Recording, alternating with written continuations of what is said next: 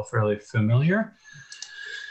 This meeting of the Sebastopol Climate Action Committee is being conducted utilizing teleconferencing and electronic means consistent with State of California executive orders regarding the COVID-19 pandemic. Zoom is being utilized for this meeting. In case of technical issues, meetings will be uploaded to the city website as soon as possible after the meeting. We'll be conducting today's meeting in a virtual setting using Zoom. Committee members, city council members, and staff are participating from remote locations, practicing appropriate social distancing. Members of the public may view and listen to the meeting by use of Zoom as noted on the city's website and as noted on the agenda. Members of the public wishing to speak to the Climate Action Committee may do so during public comment or may comment on agenda items during the discussion of each item and must be logged into Zoom. Anyone using abusive, vulgar, offensive, threatening, or harassing language, personal attacks of any kind, or offensive terms that target specific individuals or groups will be muted and removed from the meeting. Please do not abuse this new way to provide public comment. And just as a reminder to regular members and folks who may be joining us for the first time, in general, I'm going to try to keep a queue of speakers. If you want to speak, feel free to raise your hand either live or with the little hand icon, and I'll try to get you in the queue. And we're going to try not to talk over each other. There's a few things to cover today, and there will be a bunch of different people leading different sections. So let's just try to be mindful of giving everybody their chance to speak. And with all that said, Carrie, would you be so kind as to take roll before we fully get started? Yes. Yes, I can. Thank you. All right. Jerry Glazer. That's me. Alex Goodman. Here. Thank you. Dina Allen. Here. Joshua Samin. Here. Ken Ali. Here. Lisa Pierce. Here. Sunali, did you say she was coming late? Yes, she's coming. Okay. Okay, so she's not here yet. We'll know if she makes it. Woody Hastings. Here. Jasenia Garcia. Here. Diana Rich is absent today, and Sarah Glade Gurney. I'm here, thank you. Thank you. Okay, so let's see, 1, 2, 3, 4, 5, 6, 7, 8. Okay, and it looks like we have slightly more than a quorum needed in case it comes to taking any votes today. All right, thank you for that. Our next little snippet is an inspiring tidbit. I believe, Jasenia, did you say you were able to offer us a little words of glow today? Yeah, I'm really feeling inspired by the cooler weather and the change of seasons, because as climate change continues to progress, we don't get that as much. And I know I've been appreciating because I believe the equinox is today. And so it's really starting to feel like fall, which is amazing. So dry season is scary, but we'll just keep going to get this. Great, thank you for that. Let's see.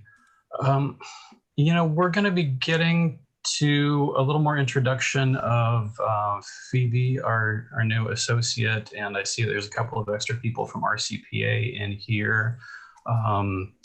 But perhaps first we should see, are there any remaining action items from the prior meeting's agenda? Kenna, do you have any notes on that front? I looked over the notes, and the action items were really just the Dina and the sequestration committee was moving forward with the compost event and asking for help from anyone that could put out flyers, and then people preparing for the discussion of a gas station ban today, and the research group is working on the website build out plan for next meeting. Great. Thank you. Yeah, I think we'll be getting to a few of those things today, and a couple of them will likely be put forward to the next meeting. Thank you for that. All right, at this time, are there any comments from the public regarding items not on the formal agenda? This could include just saying hi if you're a member of the public sitting in and saying a little bit about why you're here. Zeno, I see your hand.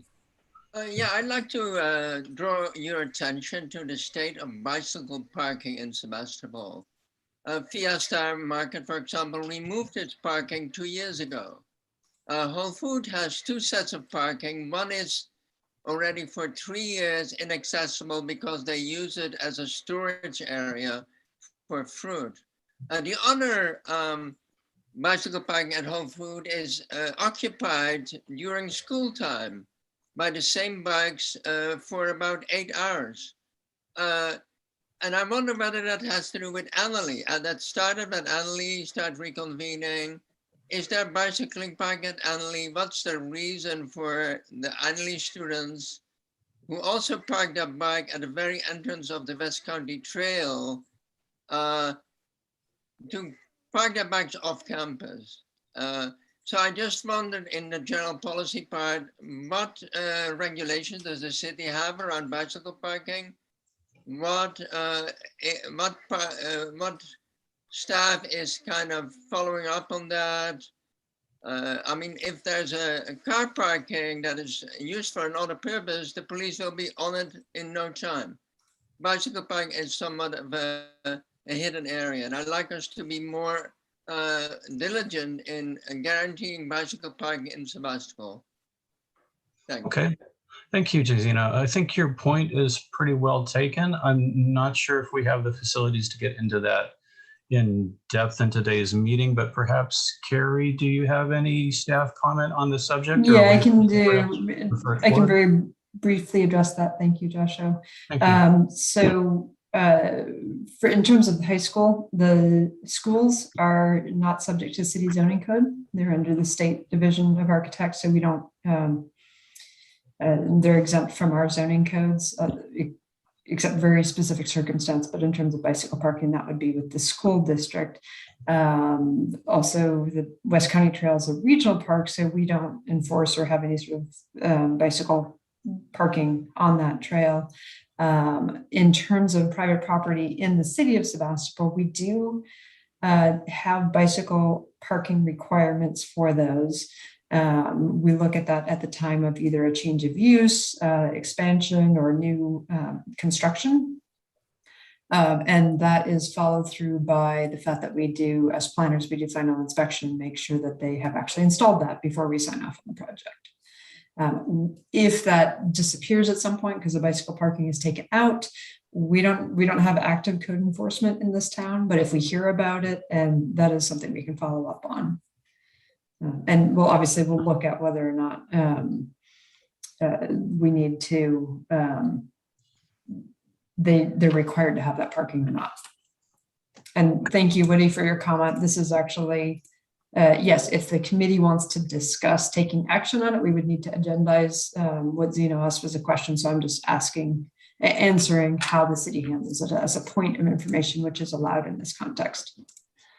Certainly. And on a similar front, I'll offer that the sequestration working group is going to be meeting with the school district facilities coordinator, looking at some green planning for Annalee in a couple of weeks. So we can make a note to follow up on that there.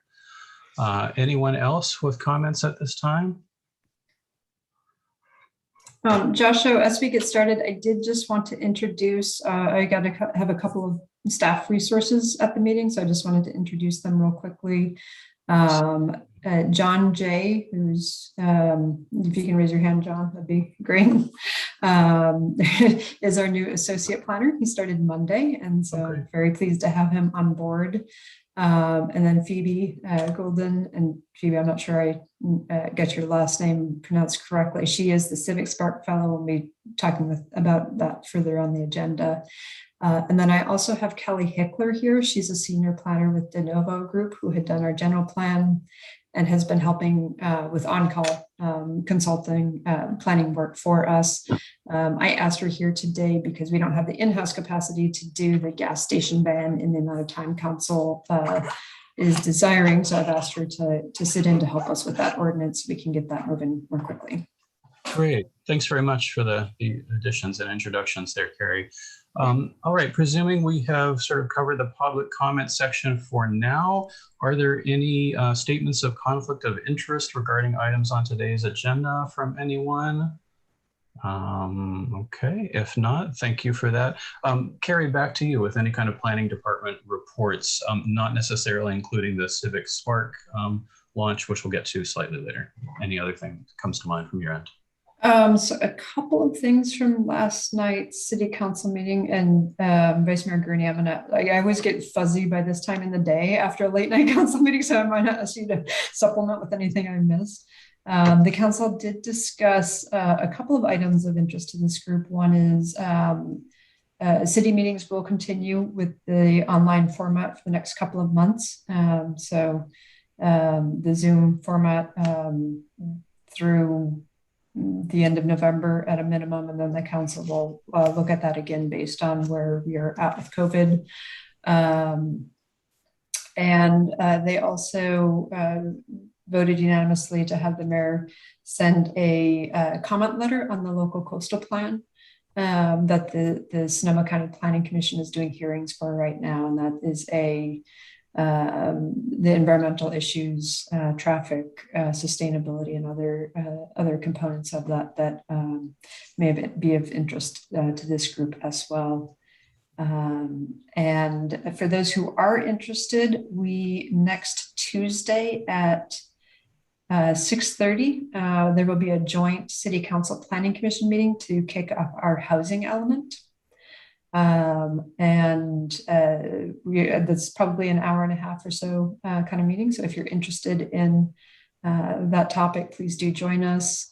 After that, the City Council will adjourn, but the Planning Commission will be doing a preliminary review, which is a study session for an infill housing project. Many of you may know the vacant lot across from Safeway by the Masonic Lodge. That land has been donated to Habitat for Humanity, and they're looking at doing 4 townhomes there. And they need a couple of variances, so they're going to the Planning Commission to get some preliminary input from them. And so we'll be presenting that next Tuesday. Great. Thank you for that, Carrie. All right. Any questions or clarifications from anyone on those larger city planning subjects before we move forward? No? Okay, thank you. Next up would be any reports from the City Council, except not necessarily including the RCPA subject, which we will get to shortly as well. So if I can just add a few items that Carrie didn't mention from last night's meeting. First, though, I'd like to introduce some more people who are here. We have Tanya Nereth from the RCPA and BC CAPS as well. They're coming up later. I just wanted to acknowledge their presence. I'm very grateful that they will offer support to our Climate Action Committee. I want to mention that while we're considering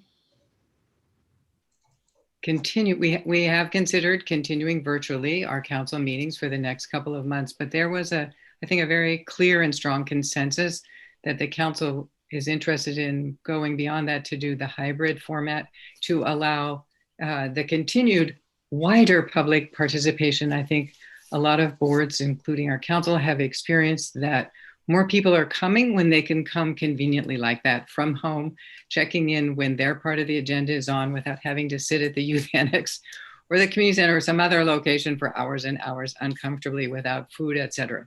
So I think that's a very positive development. We'll see how our emergency progresses in the next 60 days.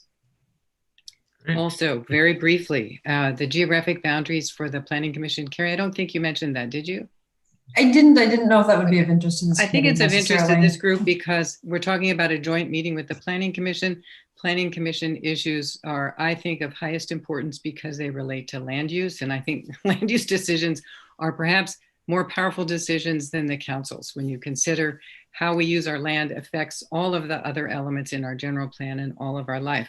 So we have 1 seat, maximum 1 seat dedicated on the Planning Commission for a resident who doesn't live within our city limits.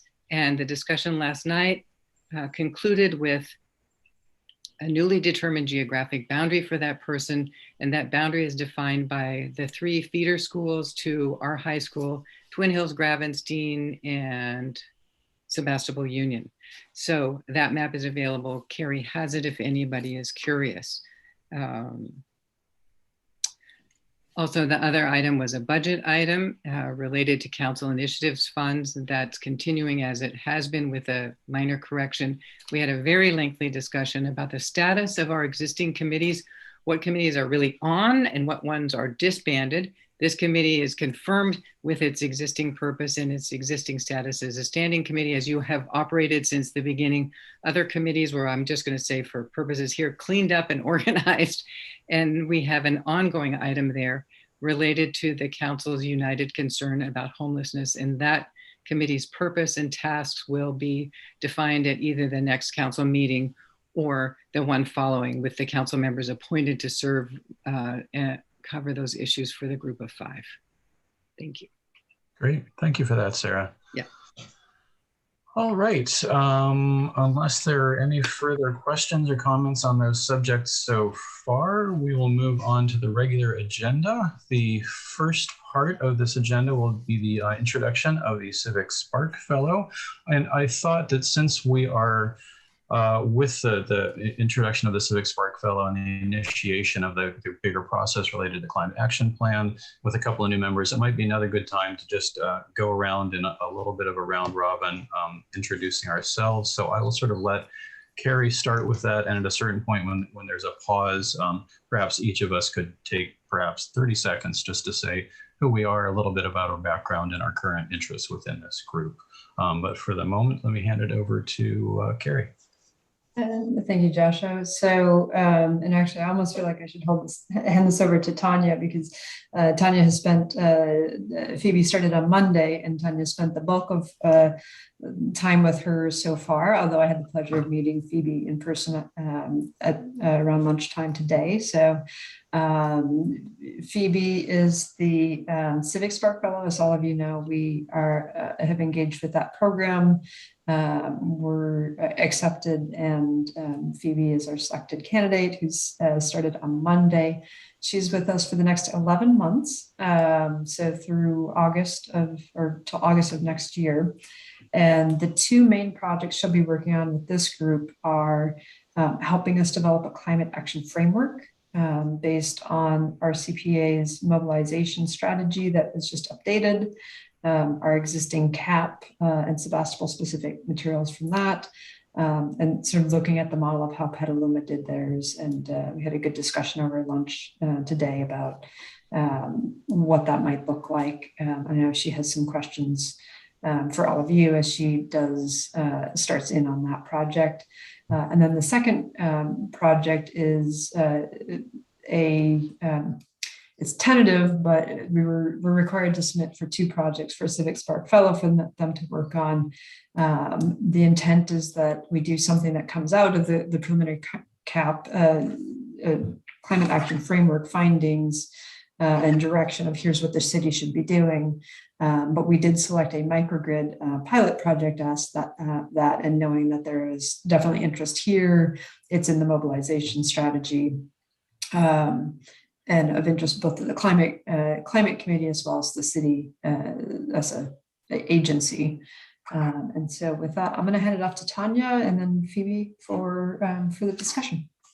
All right, thank you, Carrie. So I would also like to welcome Phoebe to the team. So the role that I'll be playing with our CPA is to provide Phoebe on-site support. She is located here in our offices in downtown Santa Rosa. We've got an office set up for her with equipment. I will say it's a somewhat warm office, so we don't have the best air conditioning in the office. So if you see Phoebe squirming a bit, it's probably because her office is getting too hot over there. But anyway, she will be working here several days a week and then telecommuting several days. And then, of course, we'll be spending any time in Sebastopol that's needed as we get further along in our COVID recovery. There might be in-person meetings that you would like to have with her in Sebastopol, and we'll certainly work with you on those scheduling questions. So we will also be at the RCPA supporting Phoebe in terms of providing additional background information and support in terms of the network that we have with the other jurisdictions, working together on model policies or anything that might come up from this committee in terms of that climate action framework. So really excited to be working with all of you and with Phoebe to move your climate efforts forward. So I think with that, I will hand it off to Phoebe and let her maybe give a bit more introduction in terms of your background and interests. Yeah, thank you, Tanya. So yes, my name is Phoebe Golden.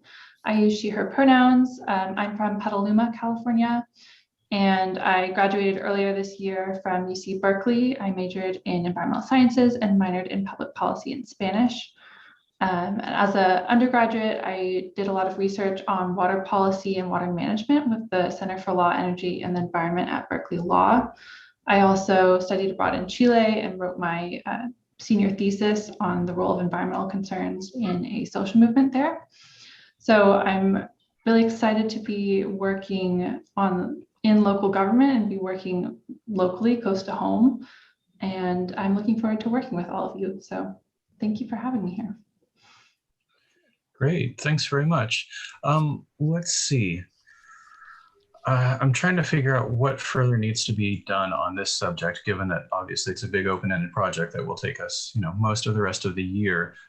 First, Phoebe, I might suggest that you stick around a bit at the end of the meeting, and Kenna and I, as co-chairs of this group, thought we might set up another meeting with you to just bring you up to speed on a little more background on our committee and our process, which we're still very much developing.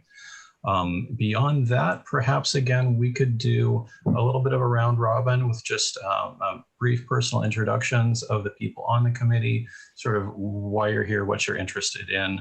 Hopefully, if we can keep it 30 seconds or so at a piece.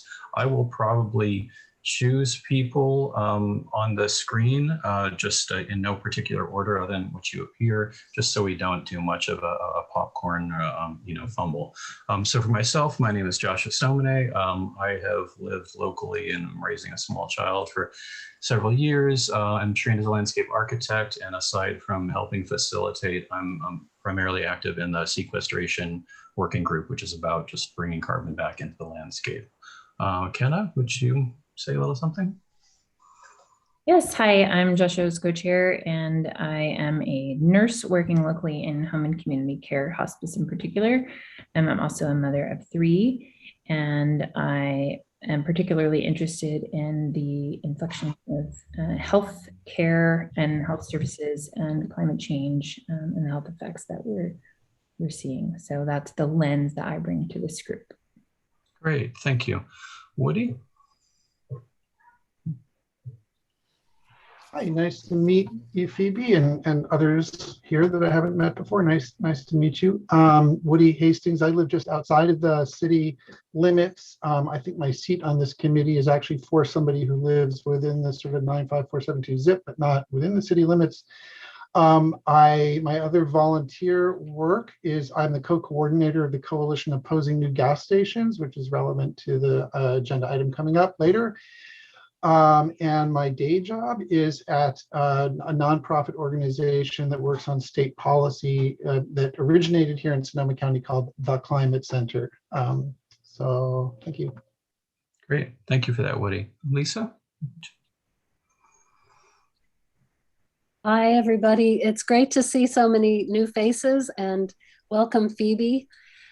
Let's see, I'm on the energy subcommittee and the funding subcommittee, and I've lived here in Sebastopol for about 28 years, and looking forward to working with everybody more.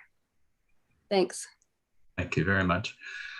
Sarah, perhaps, everybody knows you, but just to Well, I'm not sure everybody knows me, but I don't know Phoebe. So I want to say, hi, Phoebe, welcome. I'm Sarah Gurney, the vice mayor, the longest serving council member, and I can proudly say the oldest right now. I'm the representative of the council to the SCTA and the RCPA, and somehow in that role, and with my interest in walking, I've spent a lot of time promoting walking in town, 12 years with a volunteer walks group to get people willing to walk and realize that we're a walkable community, even though we are not perfect and we're not quiet and lovely. Also riding the local 24 shuttle. From my effort, 6 shuttles have become subsidized by their cities and free to all the riders, which is really great to encourage public transit in town. I hope to continue with the council, looking forward to this next year of service and working with you. Thanks very much. Jasenia, would you say a little something? Hi, I'm Jasenia Garcia. I'm the youth representative on the Climate Action Committee and a senior at Orchard View. I'm also part of the Green Team. I'm a part of the class of the Leadership Institute put on by Daily Axe this year. I'm working on the Upcycled Art Project and a couple other things. It's very nice to meet you, and we're very glad to have you here. Great, thank you. Deborah?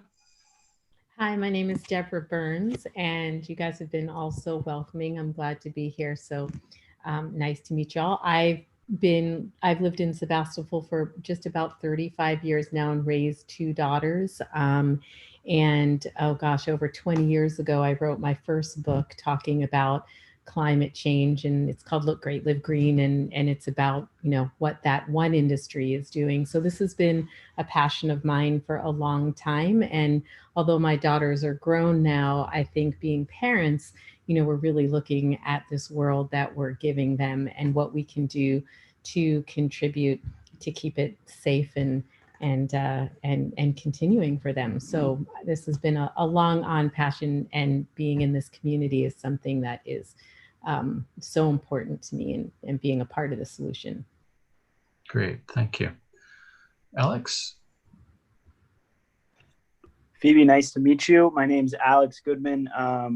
My background is in organic agriculture for the last 5 or so years. I'm kind of dabbling into real estate now. So trying to gear my interests kind of in those ways and supporting where I can. I'm on the transportation subcommittee group and also on the education and outreach group, and excited and look forward to working with you. Thanks so much. Great, thank you.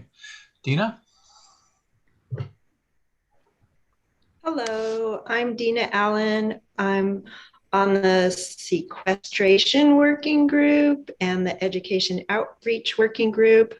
I work at a local nonprofit, and my other interest for volunteering are co-hosting a produce exchange and being on the Food Recovery Coalition. Great, thank you. Jerry Glazer? There we are. I'm Jerry Glazer. I'm probably the person who's lived the shortest amount of time in Sebastopol, just 5 years.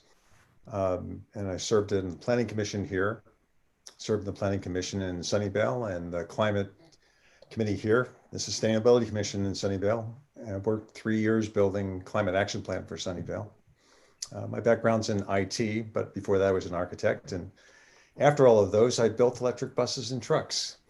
My primary interest and the reason for joining is to see how we change our ordinances so that we support getting the climate right. And my focus is energy. Great, thank you for that. All right, again, I'm not sure how much further we might want to go with, oh, I'm sorry, Sunali, you know, the screen's shuffled around a little bit. Thank you for the wave there. Yes, please. You're not very on. Sonali, we could hear you. You're just really faint. Can you get closer to the mic? Can you hear me? How's that? Kinda. Kinda? I can also type it into the chat. Sorry, folks. It's a good start. Just go ahead and belt it out. Okay. Hi. I call myself the nature rights position on the committee. So bringing that aspect in of connecting us to nature, what we understand and appreciate towards as part of the residents here and thinking about the planet and the process, and also wanting to and working with the about bringing joy and pleasure and fun ways of approaching climate issues in education. So that we're hopeful. So welcome. Thank you. Great, thank you. I got maybe a few highlights on the general gist of that. Did folks hear enough of that? I sent her a message asking her to type it in. Okay, we'll pick up a little bit more on that front in the future. Okay, thanks again, everybody, for pitching in on that. Again, the Civic Spark process obviously is just getting started, and we'll have much more to talk about on this. Is there anything else on this initial subject? Any questions or concerns that people have before we get going to the next agenda item? Any other comment at this time? Okay, so far so good. Thank you, everyone. Our next item on the regular agenda is a report out from our CPA meeting by Sarah. All right, let me just do this really quickly. It's kind of a challenging assignment to report out on the RCPA.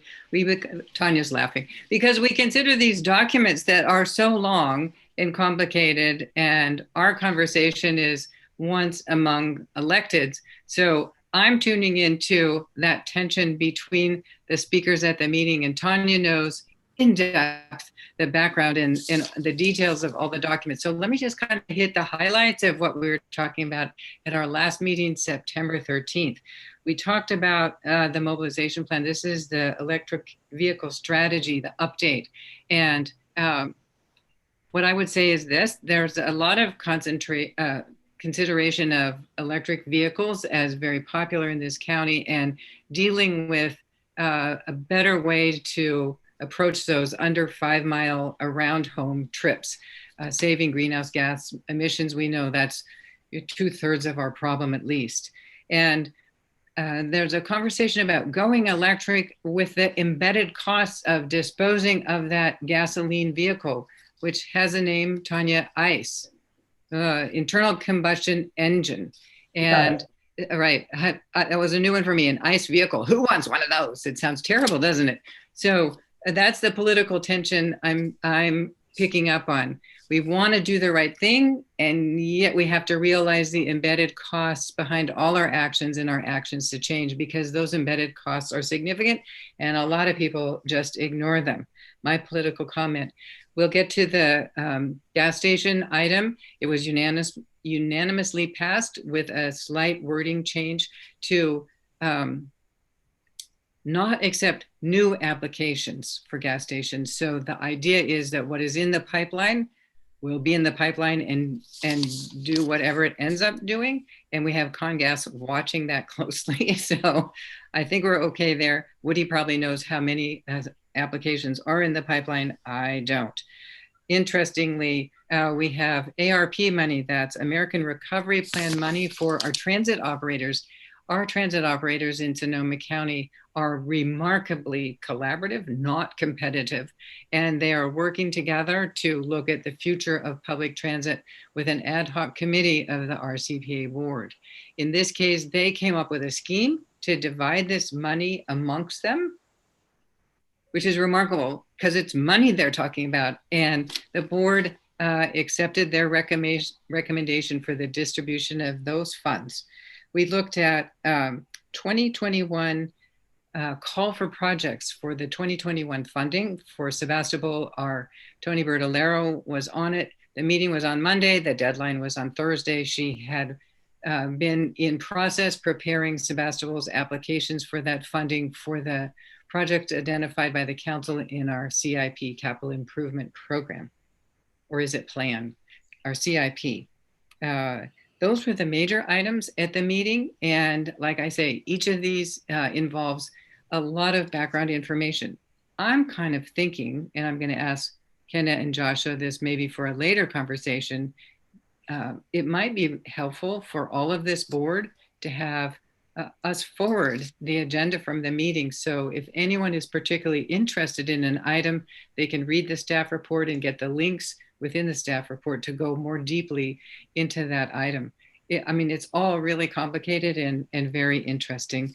For instance, we're looking at the final comprehensive transportation plan that's out to 2050, and it's long. And we had this tense discussion: is it quite enough? Are we changing enough? The public, I think, the public in attendance was wanting, more of a shift to protect the climate, and our board went with a long and detailed plan. Sebastopol's point in that is up to date and all the way what we wanted it to be. So if anybody would like to answer that question now, Joshua, I don't know if we have time in this discussion in the agenda, or if people want to talk to me separately by email.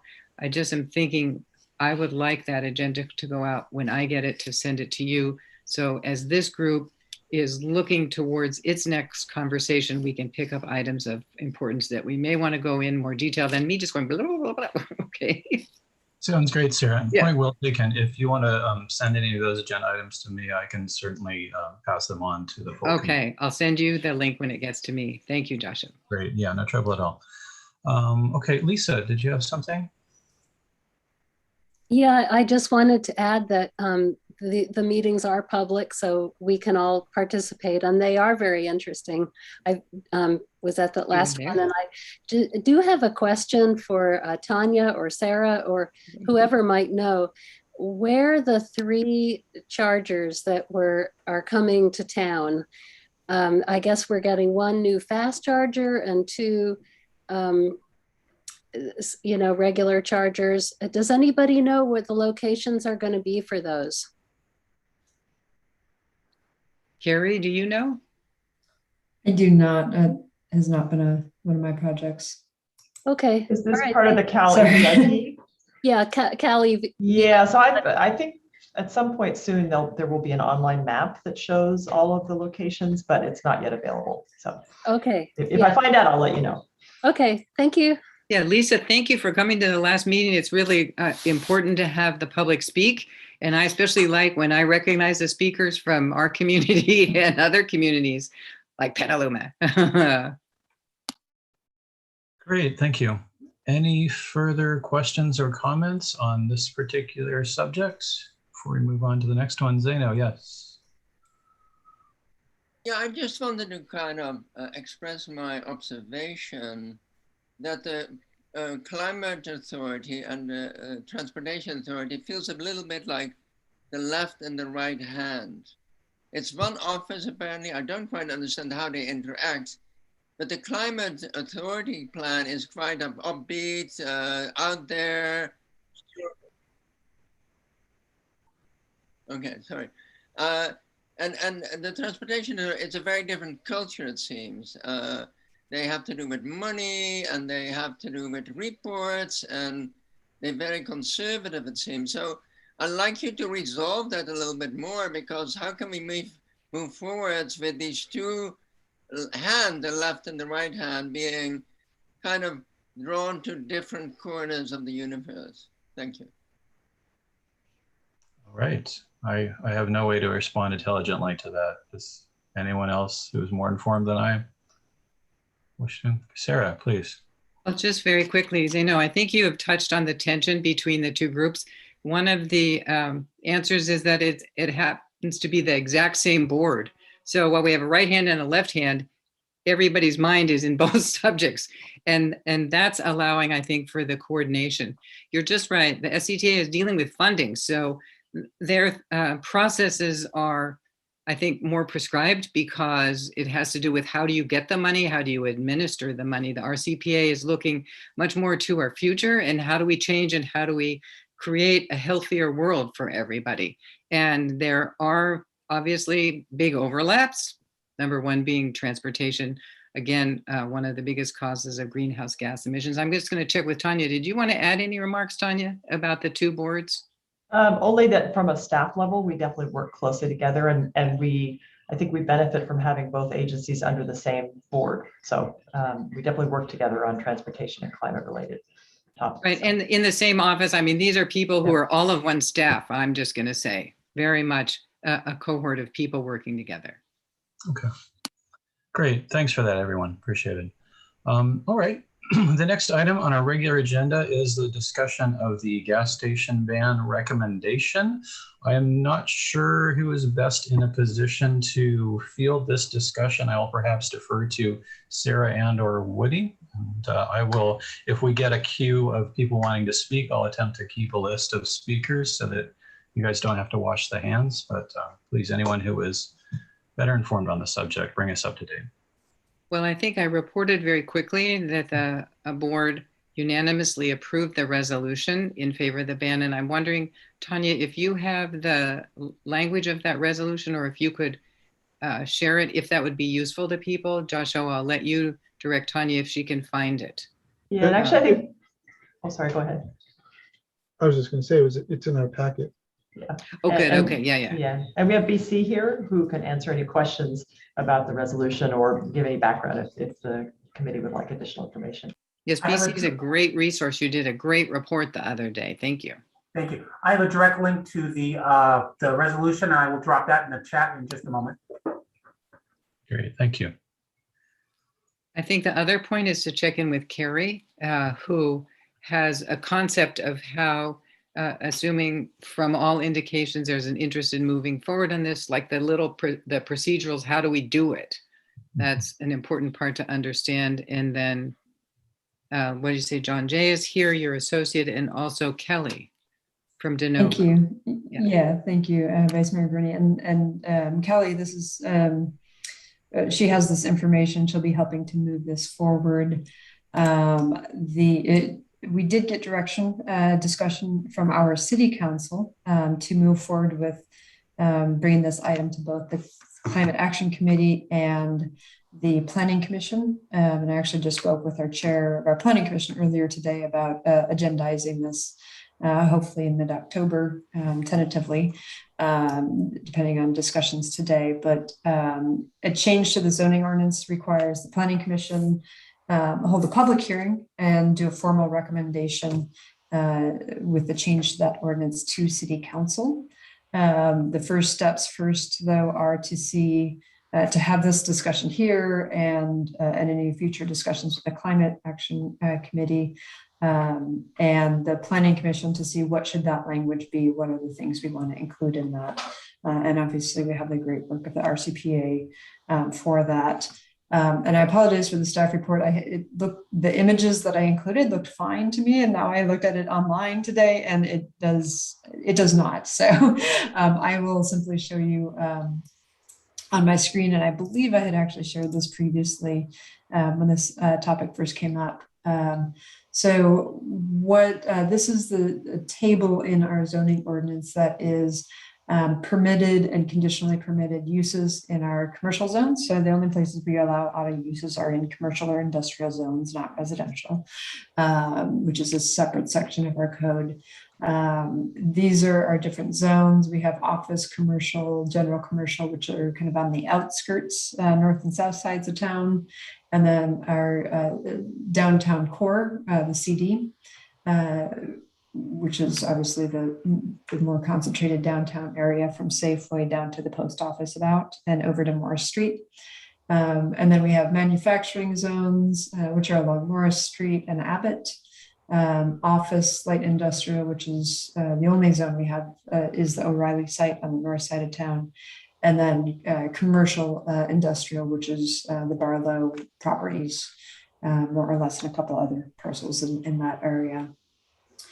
So what we have currently for automotive gas and fueling station, the way to read this table, if you see a P, that means it's permitted. It does not require any city review other than meeting other zoning standards. A C means that it's conditionally permitted, which means that it does require a use permit. And I always paraphrase the finding that you have to find to approve a use permit is that it's in the best interest of the neighborhood in which it sits, as well as the city in general.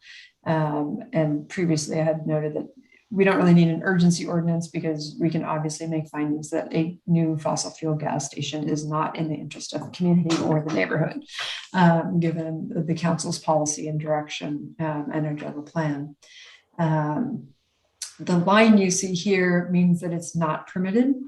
And so for an automotive gas stations, we do allow those in the general commercial zones, the industrial and the light office light industrial zones right now. The proposed change, should this move forward, would be to do what we did, similar to what we did for drive-throughs. And you can see that with the line here, where we simply change it to not being permitted anywhere in the city. We will certainly want to look at the definition of a automotive gas and fueling station, selling gasoline and or other motor vehicle fuels. I want to get input from this committee in particular about, how should this definition be altered to make sure that we're capturing the things that we want to, other motor vehicle fuels. Well, what if that's hydrogen or water or, new technologies? We don't necessarily want to exclude those. And so we probably want to refine this definition. Those are the main pieces of it. And then the other component of it is that if this moves forwards and the council adopts it, it would make existing fossil fuel stations non-conforming, or in terms of the fossil fuel component of it. I am recommending that we perhaps have some language similar to what is in what we have for drive-throughs, where we do have a note that says, if you're doing improvements for safety or aesthetic purposes, you can do small modifications to a drive-through, say. So for fossil fuel or for gas stations, similar to some of the discussions RCPA has, it wouldn't preclude them from changing other components of the station. And because we certainly wouldn't want to exclude safety upgrades for any of the storage tanks. And in fact, state law requires that type of thing. So we don't have fuels leaking into the ground for existing fossil fuel infrastructure. Similarly, as we discussed with the Chevron station that potentially wants to upgrade their retail section or add EV stations to it, we wouldn't necessarily want to preclude those components of those businesses. And I think I'll stop there, and happy to answer any questions or after public comment, have a discussion with this group. Great, thank you, Carrie. I do see a couple of questions coming up, but just one clarifying question, if I may. Do we have any current applications for any new fueling facilities in Sebastopol? No. Nothing, No. Okay. So in that sense, a ban on that front will be easy to get through. All right. Correct, and I do have a question for our CPA folks in that term, because as I discussed with Tanya earlier today, there is, as Woody knows as well, and the city of Sebastopol has written a formal letter in opposition to a previously proposed gas station at Llano and 12. And so it's kind of saying, I wonder how the county is going to deal with that if they adopt this. And, Are you saying that more that detailed application is still potentially pending, that has not, that Llano and 12 has not? So that's outside city limits, so it's not something the city is reviewing, but it sounds like the way the resolution was passed, but of course it would be up to Sonoma County to how they wanted to handle that. Okay, thank you for that. Just a point of fact that we knocked that one down. That one, the applicant withdrew the application a while back. They withdrew. Okay, so as long as done. they've withdrawn it, then under planning law, you have to submit a new application. It would be considered a new application. Thank you, Woody. I did not ever, I talked to the planners and knew it got pulled. I did not hear that it was actually withdrawn, so. Great, thanks for that. Okay, I have Jerry and then Woody for questions and comments. Yeah, Carrie, you brought up a really good point, the definition point. I hadn't considered that before. And I know that when we were doing the zoning, we spent a long time looking at definitions, and maybe it's time to go back and look at definitions again in the light of a climate emergency and make sure the definitions we have are complete enough to handle the cases that we want. And I was about to say carbon-based fuels. Well, maybe that's not the right answer. Maybe it's beyond that. It's something which impacts the climate, and the use of the fuel would end up impacting the climate. As for motive uses or whatever. So it could be very complicated coming up with a good definition. But I think looking at all the definitions is actually a good exercise to take at this point if we have a climate emergency. Thank you, Jerry. Woody? Thanks, Joshua. First, I want to thank the RCPA for the great work on this. Really well done. I think, what Congress was hoping to get out of it was exactly, the core of it is exactly what is in the is in their resolution, which is a prohibition on accepting applications for new gas stations, and exempting those that are already in the pipeline. So even if there was a proposal currently in the pipeline in Sebastopol, it would not be affected. So that's a key point. It's important to make sure that we are playing, that things are fair. I also want to thank Kari and staff. I think that the approach that I'm hearing here, what I'm seeing is really, it's really good, because we've been saying, all along, the prohibition should be as simple as possible, not complexifying it, not adding different things. So if it can just be a code amendment that puts a dash instead of a C, that's just fantastic.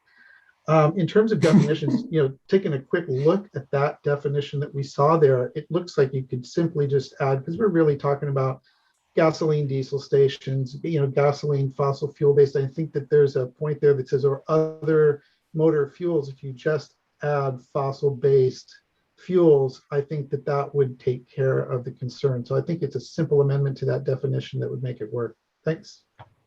Thank you, Woody. Sarah. I just want to add another acknowledgement. This issue came to the RCBA at the urging of Mark Landman, council member, former mayor of Cotati. And so this is where it's really important to have a regional perspective. And one city may be interested in other cities, and particularly the small cities often share interests like that. Cotati, Cloverdale, Sonoma, those of us who might sort of be the outliers from the big ones. And so Mark was very instrumental in motivating staff to get this agendized. Great, thank you. Lisa. Well, I just wanted to really thank Woody for all his work on this. It's been amazing to see, and Woody and Jenny have been working on this for quite some time, and very focused and steady and organized. And anyway, it's a real accomplishment. So thank you, Woody. Great, thanks for that. Agreed. Jerry. Yeah, I didn't want to make things complicated, but Woody, I'd take exception to just fossil fuels, only for this reason. If we look ahead, we do our ordinances and our code, we want to look ahead and make sure that if there was some other fuel that exists that is a greenhouse gas, that's covered as well. And somebody may invent one that comes up. Fossil fuels, you're right, because we're using an old budget for the energy. That's an issue, but maybe there's a way of stating this so it covers any fuel, which would increase the amount of greenhouse gases as a result. Interesting point. Kenna. So I'm just wondering if Jerry maybe has a suggestion for how we could move forward with creating a definition that we could recommend today. It feels like it's this small point of order here that we need to figure out what the definition would be. So if adding the words fossil is not enough, what would be the right thing? Are you saying, Jerry, that we should say, like, just put in this phrase, like, and I'm not sure how that gets quantified, like whether something is. Ken, I'm not too sure here's the place to do the crafting. There's other people who have probably brought up comparable questions. And there's probably wording someplace that somebody has to cover greenhouse gases in general without just mentioning fossil fuels. I'm just trying to protect our code and make sure that as we're building it, that it lasts longer. Sure. Yeah, I think as a point of order, if folks agree with Jerry's comments and way of framing it, you can take action supporting that. And then I might actually look to Jerry to come up with that language. But the Planning Commission will be reviewing this and they'll understand the intent of it. And we have more opportunities for crafting that between Woody or Jerry or other folks who might have ideas offline and not wordsmithing in a meeting. Certainly. Could we, Carrie and perhaps Sarah, have a reminder of sort of the desired timeline for action by our committee on this subject, and then the other agencies and players that are involved? What would be a good scenario? What do you want from us, and when, and how can we pitch into the broader effort? Carrie and I are looking at each other. So, I know the vice mayor is going to say, Yeah. I want it tomorrow. I know. And Thank I'm you. gonna say, You I can't introduced do my it remarks. tomorrow. You introduced my remarks. I'm really impatient because I just feel like we have got to get going on this stuff. It's not all that complicated. Let's just like get it in play. So I was hoping this would come back to the council at the second meeting in October, whenever that is, realizing that it has to, at council direction, we want it to go through Climate Action Committee review. We want the Planning Commission to, say its piece, and we want Carrie to organize it all for us so we know what the changes are, and just like get it in motion that we make the changes we all know we want to make. So it doesn't take, 3 months or 4 months or 5 or 6 months, Carrie, what do you think is a reasonable timeline? Right, and that's actually, that's it, that's precise, because, and I look at my plate and I go, well, I'm more concerned about non-hosted vacation rentals because while we have a use permit for that process too, there's less clarity in where the city wants to land on that. So I'm trying to move that project forward too. And so I sort of look at, well, okay, where are the gaps in our code? And there's not really a gap in our code for gas stations because people call me, I'm going to tell them, no way, no hell, don't even bother. Right. However, I do understand the political nature and the desire to be a leader here. And that's precisely why I asked Kelly to join, because I need to expand the capacity. She can do the groundwork for the actual ordinance and getting that moved forward in the detail work. So as I noted, I do have it scheduled for a discussion similar to today with the Planning Commission. Tentatively their first meeting in October. So their next Tuesday, they got a couple of huge items, and then this would be their next meeting after that. We'll then have to craft the ordinance language based on their discussion and your discussions here today.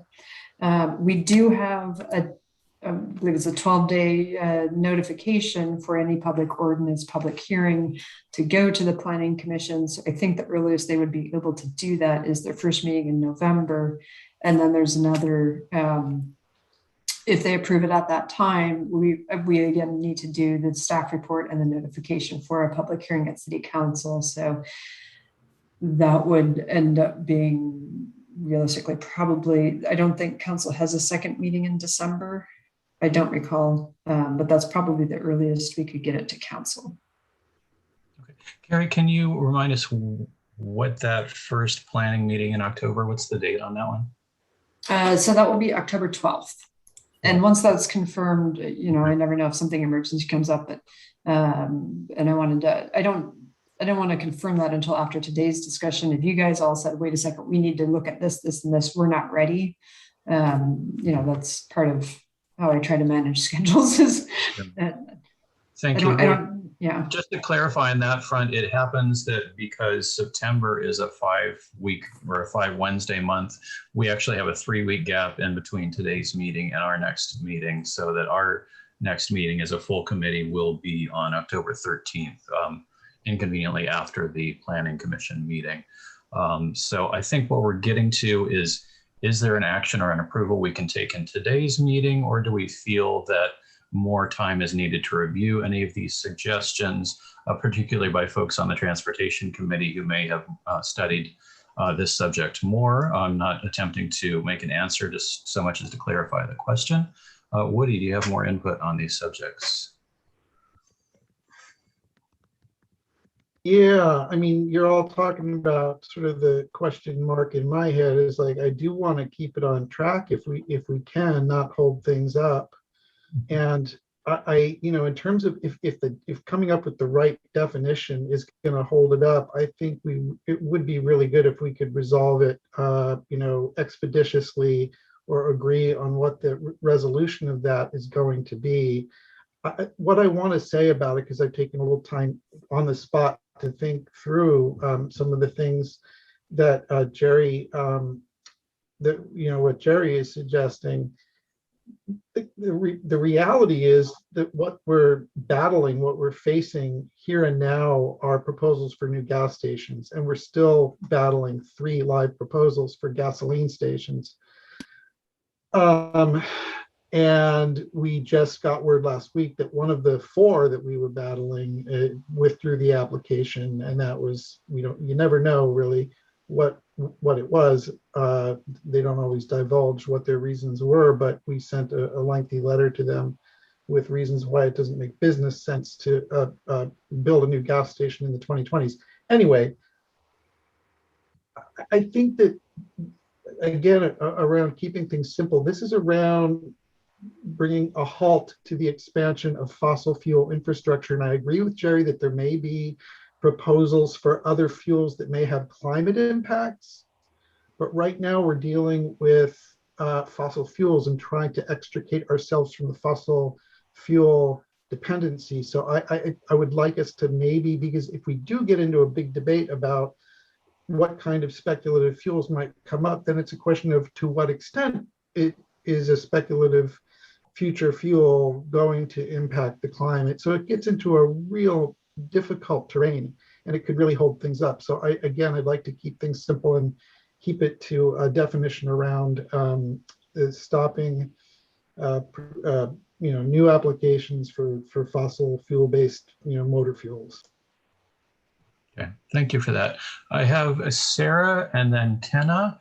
And if we could perhaps resolve this subject within the next 10 or 15 minutes, that would be great for some of the other things on today's agenda.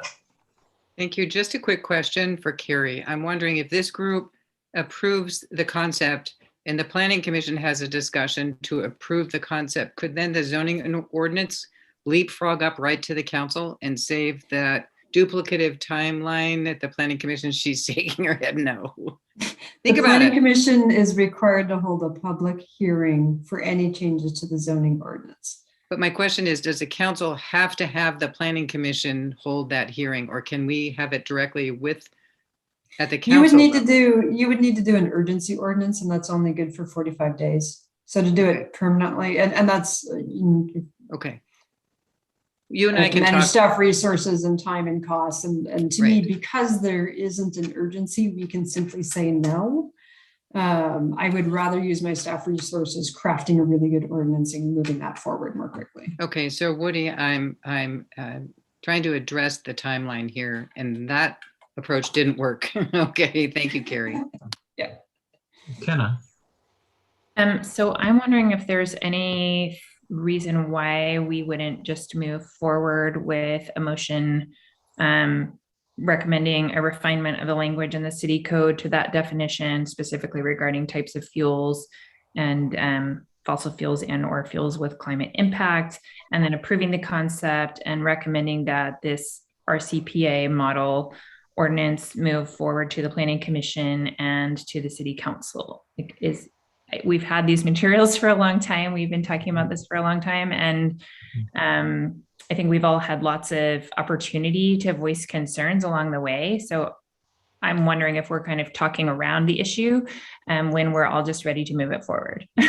Is it your preference to make such a motion at this time, Kenna? Well, I see two hands up. So I'm happy to make that motion, but I don't want to stifle discussion. So. Okay, thank you for that. Perhaps let's hold that motion as a distinct possibility for a moment here. And I have Lisa and Zaino for the comments. So I agree with you, Kenna. It seems like there may be other technologies and other fuels that come down the road in the future that new writing can be addressed at a later time when we kind of know what we're looking at. But for now, this is for gas stations, and I'm comfortable moving ahead with it as it is. Thank you for that. Zaino?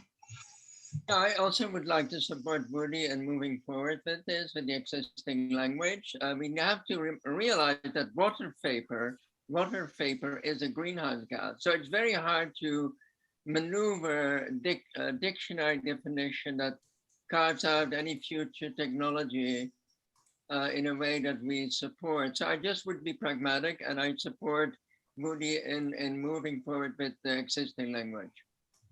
Thank you for that.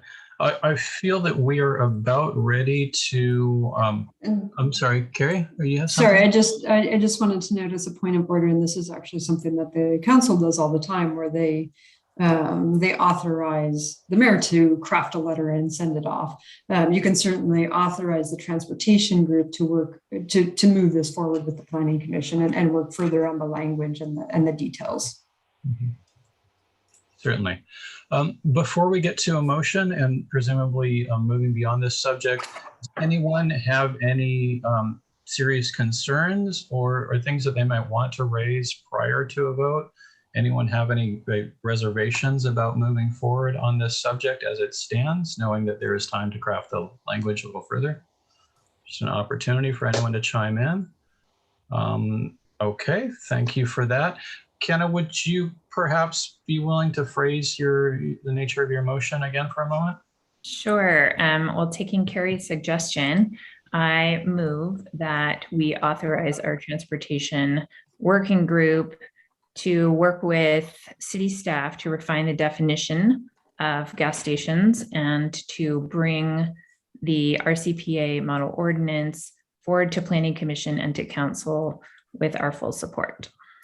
Thank you for that. Do we have a second on that motion? Anyone feel free to raise a hand somewhere out there? I'll second that. Second, great. I'll second it too. Third it. Okay, thank you.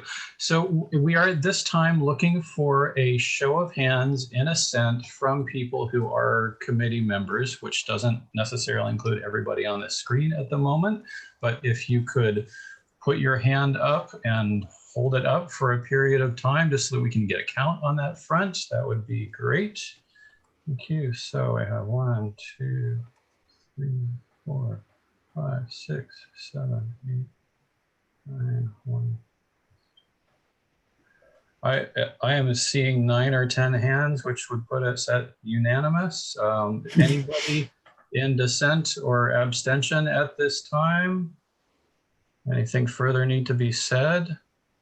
Okay, great. Thanks, everybody. I think we're done on that one, and it will be nice to move forward on that subject. Thanks again to all the people who put in the work behind the scenes and at the various other agency meetings and whatnot. This concludes this part of our agenda. All right. So the next item on the regular agenda is the working group reports. Given the timeline that we're approaching, I would like to bump up to the front of that the sequestration working group report, knowing that we have the compost giveaway event this Saturday. Dina, would you be so kind as to give an update on the status of that? And I can also comment on it as well. Okay. We're all set for Saturday. We hope that all of you have had some gardeners in your lives or yourselves that you could forward the information to, so you could help spread the word in outreach in your own list and people you know. There is a flyer and a blurb that Joshua sent to all of you within the last week to use. We were asked to kind of change the time from 9 a.m. to 10 a.m. because there's an IPA 10K, but if people do show up at 9 a.m., they can still access the event through Highway 12. So it might be a little tricky, but it's not impossible. And we have made contact with some school gardens, which I'm really excited about because they can take a load back to some local schools and maybe even come back for extra compost. And if you are coming to get compost for yourself, or you would be able to hang out at the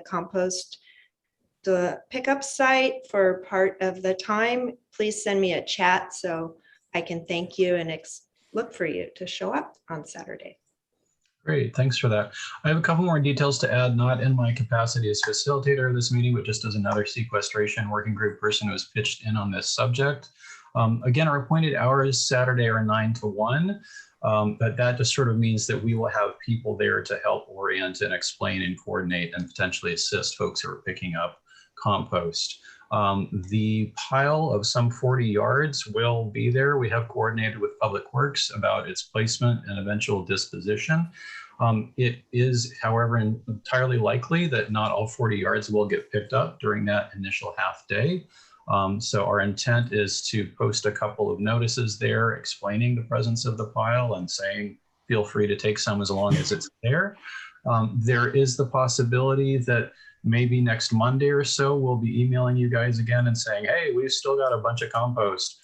Maybe send out another just little email to your groups. And that would be nothing too formal so much as just a general spread the word. There's still compost. People can still pick it up. Dante at Public Works does anticipate that we may not get rid of all of it, and that is fine with him, and that we'll work that out when it comes to it. And I think that's about the status of it. As said, people will be able to access the pile. It'll be showing up the day before. And I think that should cover most of the questions and logistics. Does anybody have any other questions on this front? Deborah. I did send this out to quite a few people, and I read the flyer myself again, and I wasn't sure. They wanted to bring pickup trucks, and they were wondering, if they can shovel it right into the back of the pickup truck, because it said bring bags and that. So you're fine with that? Absolutely. Straight in the truck is great. Bags is just sort of for people who didn't have pickup trucks or any kind of conveyance. Yep. Absolutely. And the other question I had, because a lot of people don't have a way to get the compost, either they don't have a truck or they don't have, the right, whatever it is, it was a half of, there was per household amount. Could they use the same truck for different households if it's a legit thing? Are you okay with that? Yeah, in realistic terms, we're not going to be checking people's, where they're hauling it to or being sticklers about it. We mostly just want to get it distributed.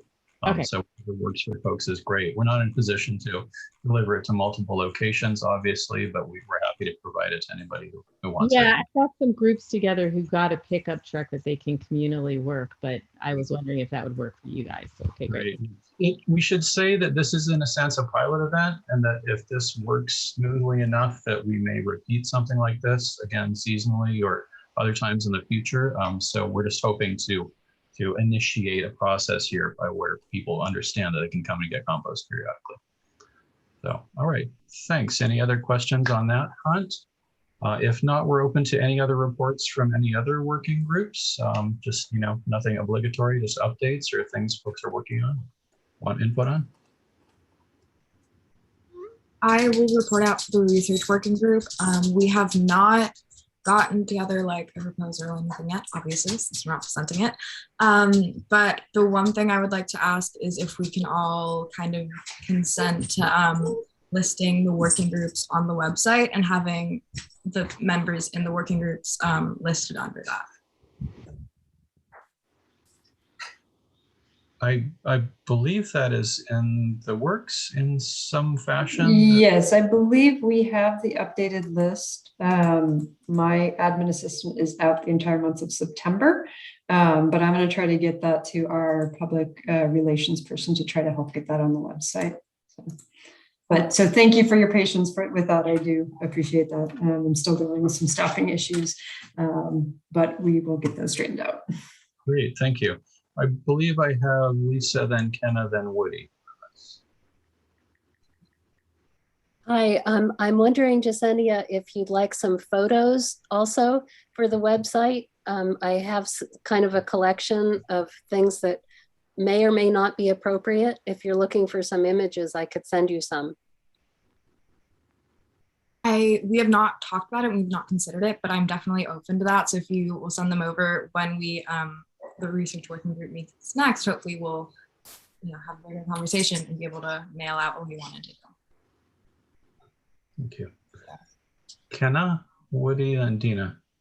Just a point of clarification. I believe that the request is that we put the working groups on the website, but that the contact information would only be for the lead, will only be posted for the lead of those working groups and the specific emails that they gave for this purpose.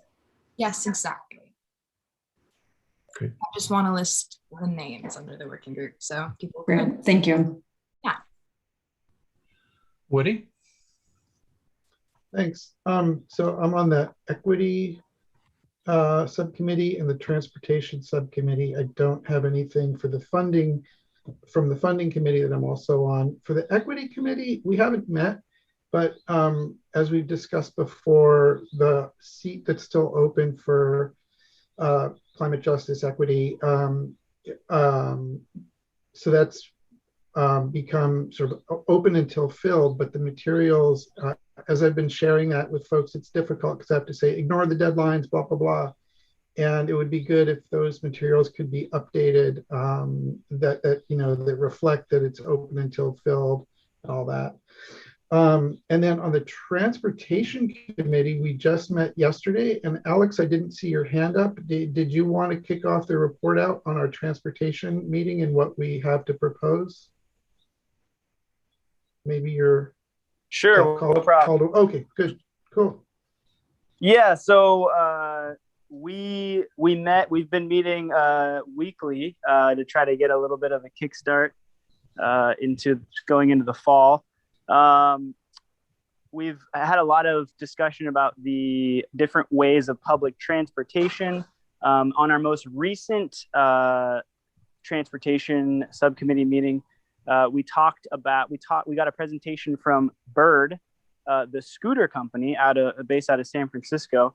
And they showed kind of their model, and it explained the kind of the environmental benefits of bringing that kind of either the scooters or the bikes to a community like Sebastopol, as well as they're entering other cities in Sonoma County, such as Windsor. I think they're in discussions with a few others. So we got that information. We wanted to share it with the committee and get your guys' thoughts and possibly have them come present with more information at one of our next committee meetings. Great, thank you for that. Just from a facilitation standpoint, I might suggest that if you all have something you'd like to advance, we put it as an attachment to the next meeting agenda. Again, our next meeting is 3 weeks away, so we have 2 weeks from today to develop the agenda for that meeting. So from a facilitation standpoint, we'll welcome anything along those lines. And yeah, perhaps the way to do it would be to have something that we can preview before the meeting, do some discussion then, and decide on a course of action from there. Okay, I'm losing a little track of the queue here. I'm gonna guess Dina, Jasenia, Lisa. Oh, I remembered that it would be great if we had some pictures taken during the compost giveaway when I heard pictures and website. So help me remember that on Saturday. I'm really terrible about remembering to take pictures. Thank you. And climate mobilization meeting that happened between groups like us in the other jurisdictions is happening again on September 30th, the one that a lot of us went to from this group and Pete Gang started. I just want to mention that because the focus of that one is to talk about transportation. Woody and Alex, if you were planning on going to that, it could be interesting to hear what others are doing. Great, thank That's you. where I learned about compost.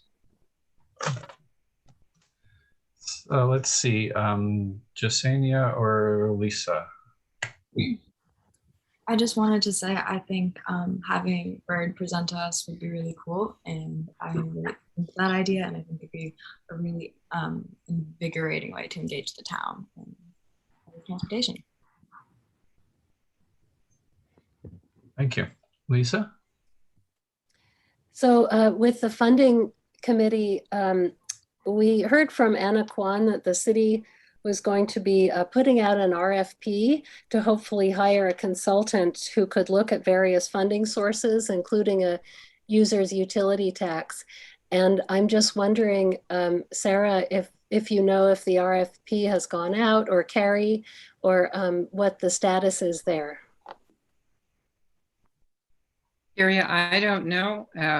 It's not like we have City Hall where we can go and see what people are doing.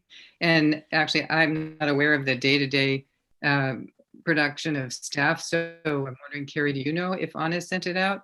It's not been on a council. Unless council has authorized issuing an RFP, I would assume it has not yet gone out.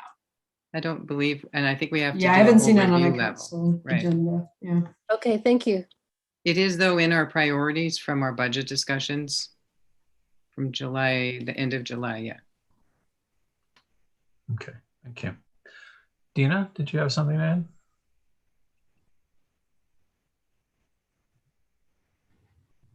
No? Zaino, did you have something to add? Yeah, I'd like to add something as a member of the Transportation Subcommittee. There will be a critical mass event every Friday, the last Friday of the month at 4:30 on the plaza. So if you're not aware, a critical mass event is where lots of bicyclists come together and do a little tour through town to show their numbers and to emphasize the need for a safe environment and facilities for biking. And this is going to, it's not an initiative of the Transportation Committee, it's a community initiative, but it certainly plays into the transportation quandrum in town. So I want everybody to be aware of it. And if you are a bicyclist, come on Friday, last Friday of the month at 4:30 at the plaza. Great, thank you, Zaino. Sarah. Only because I have Zaino here, I wanted to let you know the last time I talked about critical mass to Chief Weaver, he said, just please let me know ahead of time. And so if this group has somebody who would like to approach Chief Kilgore, I think he would welcome knowing ahead of time, and I would certainly be willing to be part of that information if the group wanted it. Okay. Known ahead of time. Yeah, there's a guy named Michael who organizes it, so I will ask. Okay, can you put us in touch, and then Michael and I can talk about it? Thank you. Yeah. Great, thank you. Is there any further comment on the working group reports subject in general? Nothing obligatory again. One question sort of from a sequestration front. Does someone know what the next step is in the creek naturalization discussion that got started in the planning section a few weeks ago? Anyone? Okay, well, perhaps I can research that. Know more about it next time. Well, hold on, let's see. Carrie, do you know about the creek naturalization status with Riley? Yeah, so we did have the meeting. I think I had mentioned that at this group, the kickoff meeting with the Planning Commission a couple meetings ago. I have had a project meeting with them, and they're getting started on research and some of the components of it. We don't yet have a community meeting scheduled, although I know they will be looking to schedule one this fall sometime. Okay, fair enough. I would merely request that when another event or meeting is organized on the subject, that we hear about it. Great. Okay, one of the last items on our agenda is chair reports. Frankly, I have been a little out of town and I'm still playing catch up. Kenna, do you have anything on the chair report front which to add? Nothing to add, except I think the one thing that the whole group might not be aware of, that we are still awaiting a liaison from the Planning Commission. And I believe, Deborah, you're on the Planning Commission, but you are filling the business owner seat on this committee. So we will be getting a liaison to the Planning Commission when they appoint one. So thank you. Yes, and yeah, we have it. We'll have it on their agenda for next Tuesday's meeting. So yeah. And just clarification on that front, would that represent a new voting member on our committee, or would that be more like someone who just keeps us up to date? I believe similar to council, it would be a voting member. I'm looking to Vice Mayor Gurney. It was like Luke. Yeah, so it'll be replacing Luke's position. Right, exactly. And Luke did vote. Yes. Right. So that's all I have. Great, thank you. All right, again, we have 3 weeks until our next meeting, so there is a while to put items together for the agenda for the next meeting. We do have a few things in the pipeline, but Kenna and I, as your facilitators, welcome notes by email anytime during the next about 2 weeks as we put together that, is there anything that comes to mind for folks at this time that has not been mentioned already today? Deborah.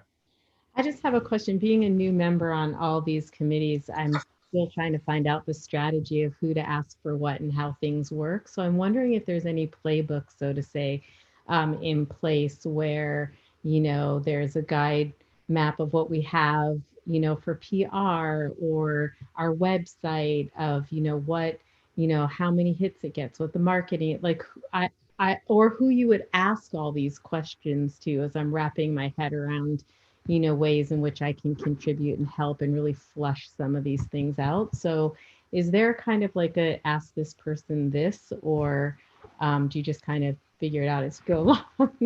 Yeah. Oh, go ahead, Sarah.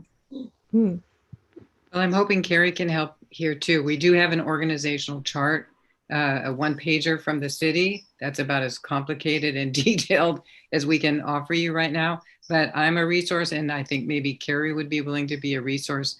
Certainly Diana Rich, our other council member who is part of this group as well. If you have a question, who do I talk to about this? We can fire off and make that contact for you. That would be great. Yeah. I mean, and also, I'm willing, once we find the holes, like these are things I'm really strong in. So I'll be happy to flush it out if it's something you guys are interested in. I just don't want to reinvent the wheel if you have it. Great, thank you. With love respect to the committee itself, we have the list of the folks who are on the different working groups. Each working group has its own process in terms of meeting and putting motions together. We also have a description of general meeting process notes for the committee as a whole, and just sort of how we work through these agendas and decisions.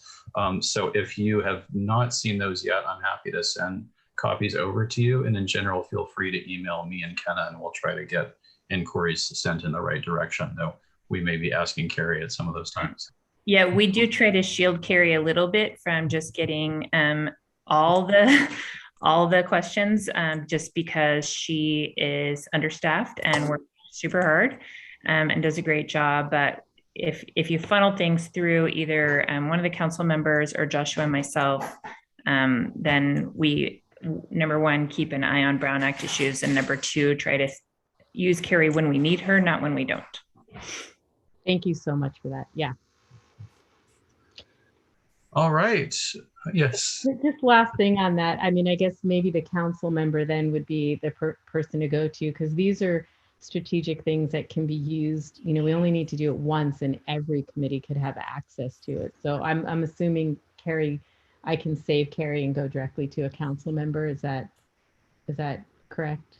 You're welcome to, but I think Kenna and Joshua just suggested that you run it through them first. Them. Okay. Right. Or just, I mean, yeah. Great. Send it to all of us at once and see who answers first. That'd be my answer. Thank you, guys. Okay. Any other commentary on the meeting or the next Sinelli? Sinelli is putting something. She typed something in the chat that I can read.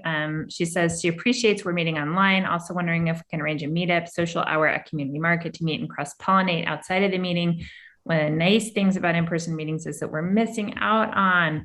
And Woody says, great proposal, let's together in 3D. But my reminder that we are a government committee and we can meet in person, but we cannot talk about any committee business if we meet in person. If you're there, I feel very comfortable. You're very good at reminding folks of the Brown Act, and you're absolutely correct. If it's a social gathering and you're not discussing committee business, you are welcome to do that and meet face to face. So we can party all we want, but you have to include me. Just no shop talk. Just no shop. That's just the rule. Just no shop talk. And if it's fewer than 7 people, you can talk shop. It's sort of our Brown Act threshold. Just don't. Unless except if those people are talking to their working group. Yes. Yep. So we really can't. Yeah. Because that would be a serial meeting. Okay. All right. Our last business for the regular agenda would be any action items for next time. Kenna, do you have clarifications of those nuggets for us before we conclude? Well, I think we have authorized the transportation working group to follow up with the planning commission and city council with our full support. Those were the key words. And then our sequestration group is go, go, go on compost giveaway. And hopefully we'll all be able to come out to grab some compost and support them in that. Sounds like transportation also moving forward with exploring bird options. I'm not sure who's in charge of picking up this piece about maybe taking the applications for the EJ seat and refining language on them. That's a little bit of an open thing for me. And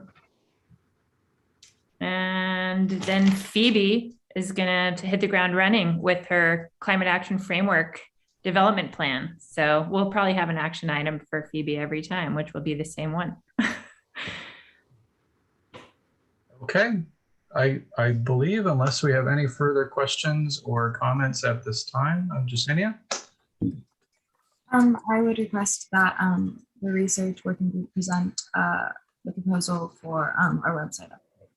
Then On the next agenda? Got it. Yep. Got you queued up. before that. All right. So I believe this can